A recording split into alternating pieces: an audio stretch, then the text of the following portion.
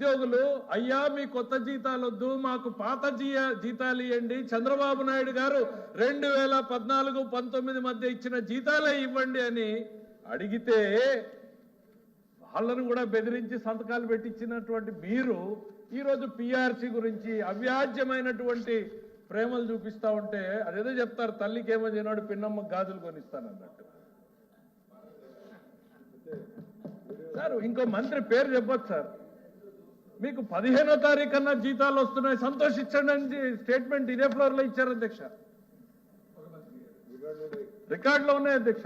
15వ తారీఖు కన్నా జీతాలు ఇస్తున్నాము సంతోషించండి అని ఉద్యోగస్తుల మీద హేళనగా మాట్లాడిన వాళ్ళు. అధ్యక్ష, వీఆర్ కన్సర్ట్. ఎస్, మీరు గుర్తించారు, on the floor of the house చెప్తున్నా, ఈ ప్రభుత్వ మార్పులో ఉద్యోగస్తులు కీలక పాత్రను పోషించారు.